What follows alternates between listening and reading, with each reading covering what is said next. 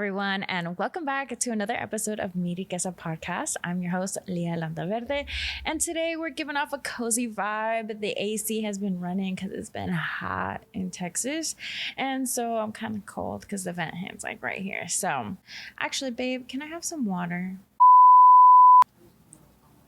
So in this setup, I sit down on like the bottom. I sit down on the floor because I think it's comfier than sitting on a couch. And then the couch is like my backdrop for now. And I'm so ready for the day that like I can just repaint this wall. This wall frustrates me so bad. I just feel like it all clashes. So welcome back.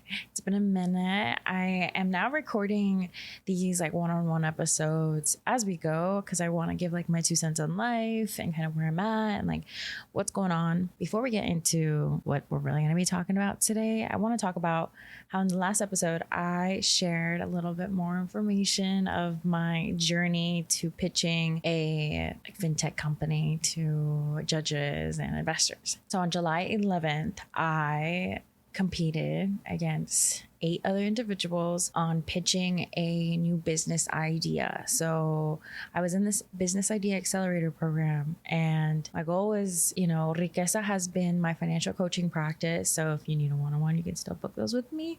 But it's my financial coaching practice for the next generación, for the first gen wealth builders, right? Or the second gen or the third gen, just the next generation, and people who are willing to like take their finances seriously in order to build the riqueza, right? Riqueza was my starting point, and I knew I wanted to always elevate it. Like I always thought about what's my impact in this world?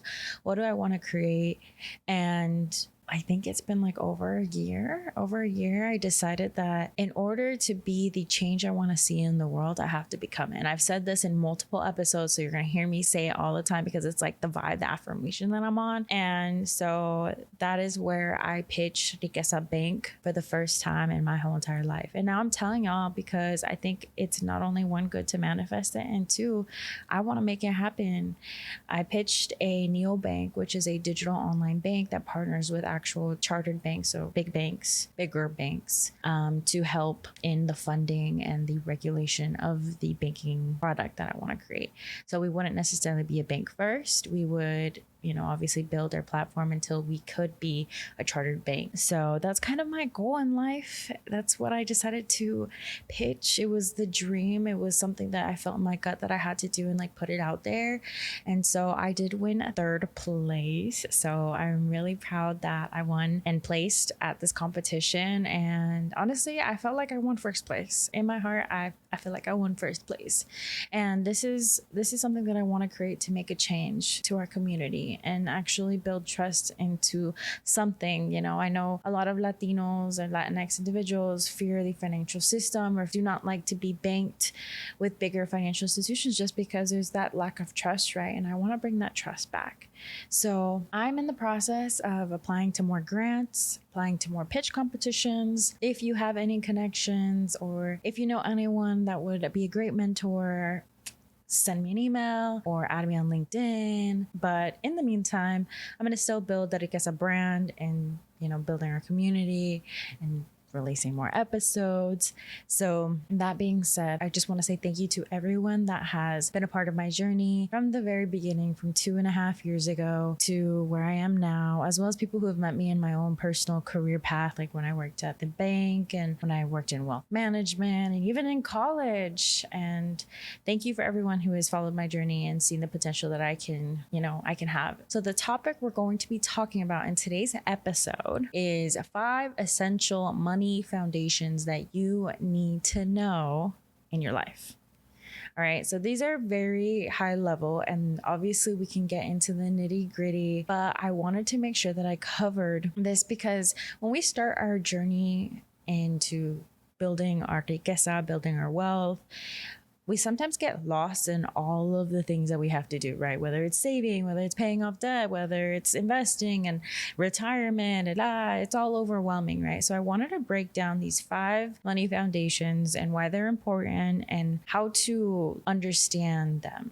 Right? Because I think they're all like foundations and building blocks that you need to have as you grow in your journey, in your career, as you make more money, because it's just going to get more and more advanced. Because, that's why there is financial planners and financial advisors out there, because We want to be able to accumulate wealth.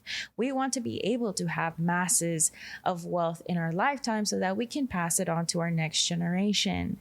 That is the goal, right? I don't want to pass down my generational curses. I want to pass down dollars. I want to pass down money. Okay. In order to do that, I need to understand what I need to do to get there. Right.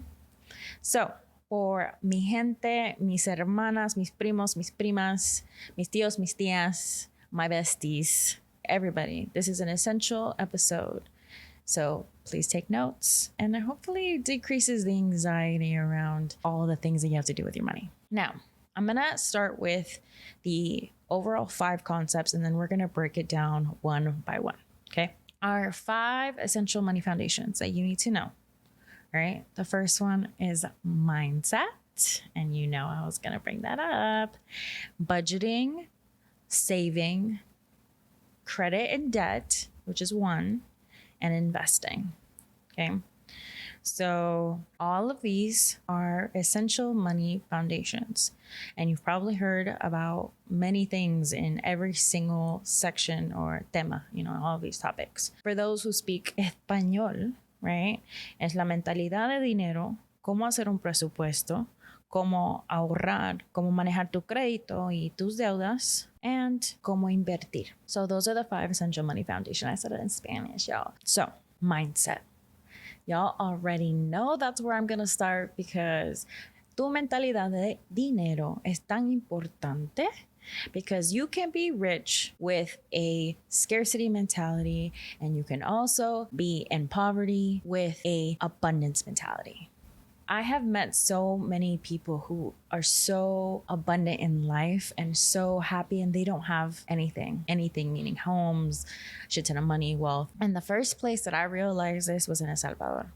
My parents taught me growing up that I had to be super humble and grateful for what I had. And I really didn't understand all of that. And my dad would always tell me, tienes que ver cómo los niños sufren en El Salvador. Allí sí vas a entender lo que te estoy diciendo. They always tell you those things. And so when I went to El Salvador for the first time when I was 16 years old, that is where I really got humbled. And I was like, wow, okay. I am so grateful for what I have, because these toilets, man, ain't it. But my cousins, happy as hell. My tios and tias, happy to be there, happy to live in El Salvador, happy to have their own little business and, be able to eat pupusas every day, right? And it really brought me so much gratitude in the life that I had, which also meant how did I perceive wealth, right? And as I got older, and obviously this is the whole entire purpose of this podcast, I discovered that wealth means many things. When it comes to our money mindset, it is important to understand the energy we have towards money. And you're like, energy. How do you feel? If you ask yourself right now, how do you feel about money? Is it a negative energy or a positive energy? Meaning money is evil, or I love money. Money's great. Like, I love money. Honestly, money is one of the definitions of my success. Like, that's how I feel towards money. But it's not my personality. But money is not something that I worship or see as my worth is equal to the money in my bank account. No. I do not believe in that. And it's really looking at, okay, how do I feel towards money and why? So that is really dissecting your past, your present, and your future relationship with money. You're like, relationship with money? I'm like, yeah, your relationship with money, because money is a tool, it's a currency. It's not something that defines us. So when I talk about your past with money, I want you to really think back to your first interaction with money. How were your parents navigating money? When did you have access to money? When did you notice that money was a thing that impacted your family? Okay, because like 80% of our relationship with money is derived from our upbringing and our parents. So really reflect on that. Also think about who's the masculine energy in tu familia. ¿Quién tiene esa energía masculina? Was it your mom or your dad that managed the money, right? Then obviously this goes into your present, where you are now in your life. So ask yourself, what have I done with money that has gotten me to the position of where I am today? Positive or negative, right? I am in X amount of debt, or I have this amount of savings, or, my credit score is this. How did you get there? And are you okay with it? Are you okay with the status that it's in? And do you want to change it? If yes, we got to do something about it. If no, Great. I'm happy for you. Right? So a lot of people, majority of people have some sort of scarcity mindset or lack mentality and money wounds that they feel towards money, right? They've either been in moments of scarcity or they have mental health or disabilities that impact their relationship with money. And they're like, I do not like where I am at. The system is broken, right? And this is why we're here. So when we come to our present and we want to move on for the future, meaning, okay, I want to take one step forward in managing my finances, that's all about being able to forgive yourself, accept where you are today, and take action for the future. That's like the simplest formula. Your future is so important because that's how we can dream and aspire. And that's how we can desire more in our lives. Most of the time, we forget that we can have more. We forget that we can want and desire more. So getting into that mentality of like, you know what? I'm not going to let the system take advantage of me, nor the system put me here where we're at the bottom of the pool of wealth in the United States. That's why there's a racial wealth gap that we're trying to fight. And I don't want to be a part of it. I don't want to associate myself with that. I want to be the outlier of that statistic. And that's where you have to really take action and think about your future and what you want and desire. So dreaming about, okay, what are your future values, your future goals in life? What do you see for yourself in a career, in your home, partnerships, etc. You can reimagine and create your new story. And that's all about mindset, because mindset is going to be something that follows you throughout your riqueza journey, through the highs and lows. Because there's going to be things in life that's going to just hit you and you're not going to be ready. And you're just going to have to, okay, what do I know? How can I recalibrate? How can I restart? And I love using that word because that is exactly how we have to navigate our finances in the highs and lows. Recalibrate. Okay, sometimes we want this goal, but we're going to shift, and that's okay. Sometimes we get new expenses. We have to do a new budget, right? That being said, with mindset, it's all about being able to let go of these generational curses of this lack mentality that we have to continue to struggle. I don't want to be comfortable. I don't want us to stay comfortable. I want us to be that outlier. Now entering the second foundation, budgeting. Budgeting is all about creating that relationship with money that has boundaries. And you set the boundaries for yourself, giving your money a job because it does not define you. It is not what you worship. It is a tool to help you, and you are in control, not the other way around. And budgeting is all about understanding your income and your expenses and how you're spending your money. That's it. Simplest form. You can do it through pen and paper, like old school. You can do it with Excel sheets. You can do it with apps, whatever way that you like. Right? And it's all about understanding your numbers and where your money's going. A lot of people don't know that. A lot of people se preguntan a ellos mismos and they're like, yo no ni sé dónde va mi dinero. Recibo mi sueldo y de allí se me olvida. Right? They forget about everything that they've spent their money on. Once you start budgeting, you'll evolve into having more spending awareness and understanding where your money is going and where you're putting it and how much limitations you're going to give yourself when you go to Target and the boundaries. Right? And you eventually get better at it. It takes time and consistency. You're not going to get better the first month, the second month, maybe the third month.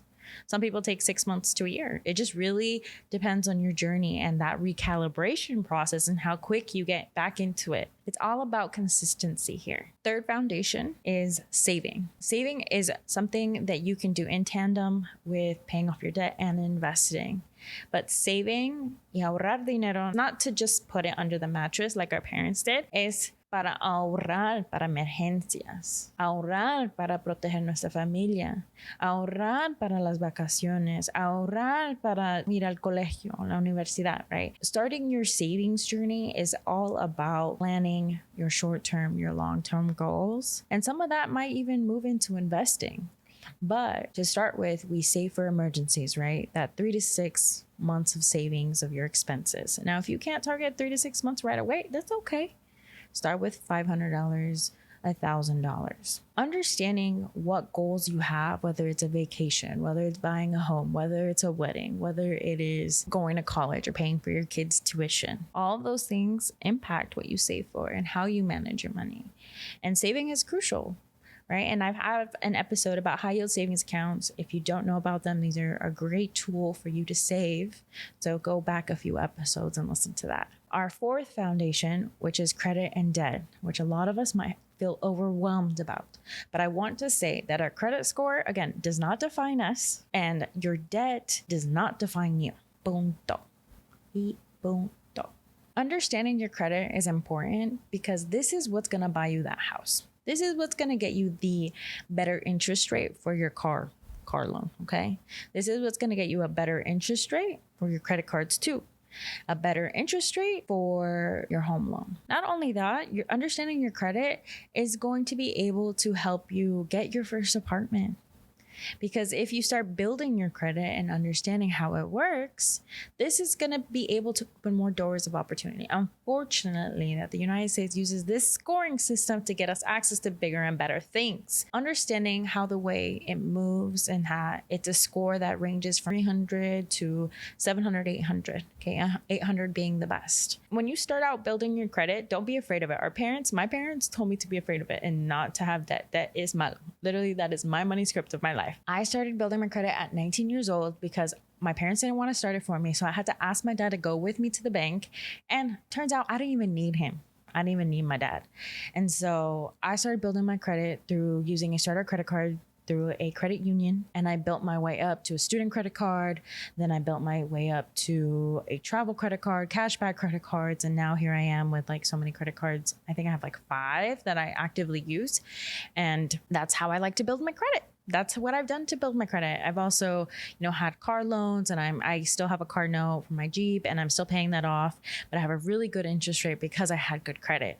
My interest rate on my car note is 0.99%, less than 1%. That's less than inflation right now.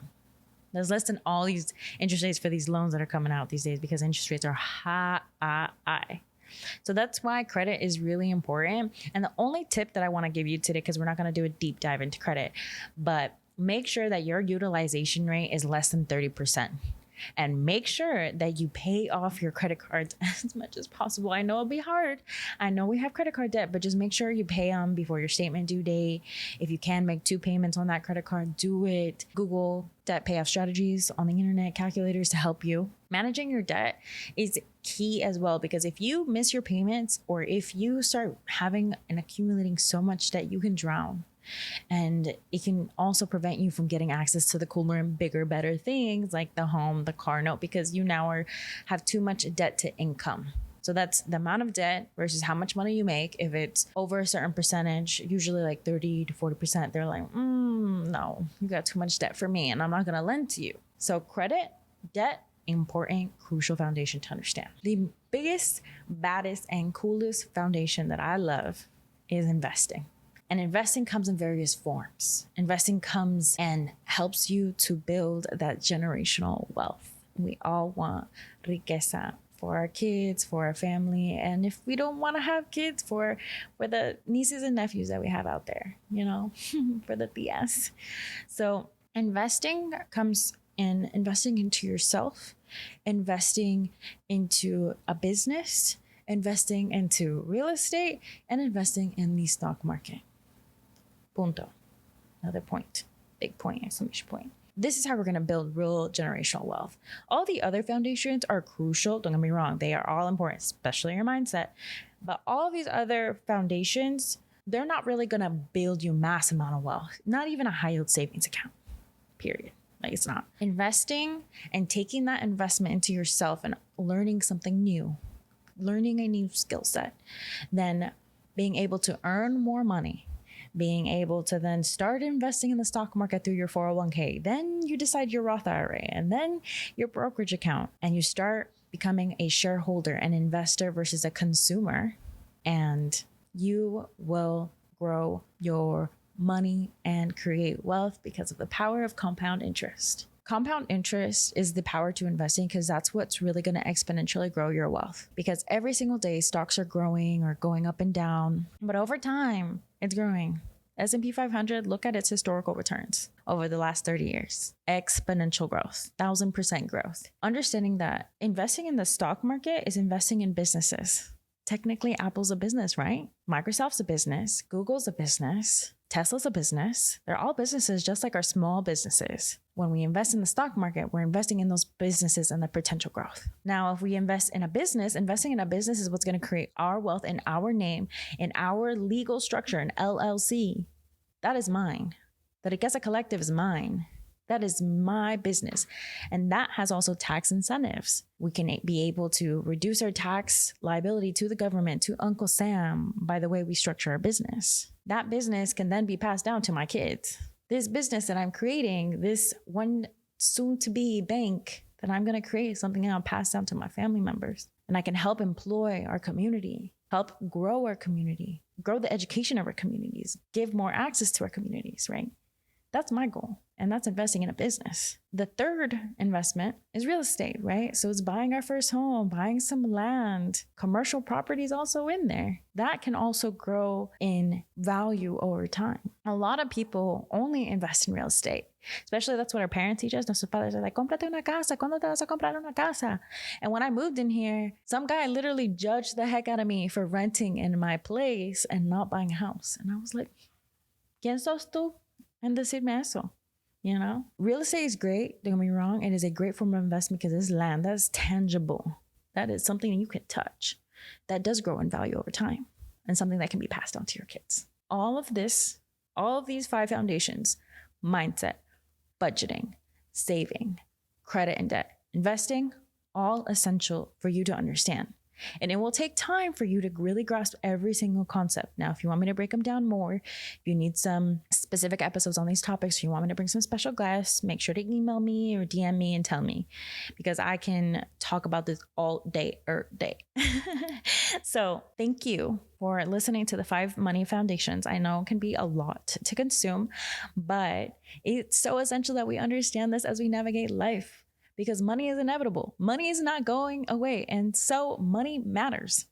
Money is importante. And one day you're going to wake up and realize that you got to do something about it. If you heard her episode with Carmen Perez about her budgeting app, she had to get sued in order to get to where she's at, in order to take control of her finances. And I don't want that to happen to y'all. I want you to start out already knowing, because I know school's not going to teach you. I know our parents are not going to teach you. So here I am, your bestie, your sis, coming through to teach you the 5 essential money foundations that you need in your life. Now, as we get older, we'll take on more and understand more like retirement, social security, insurance. And I'll talk about more of that as we go through this podcast, because I think it's essential for all of us to understand. What's happening next with the Riqueza community and what's been going on after this whole pitch competition? Well, just join my newsletter.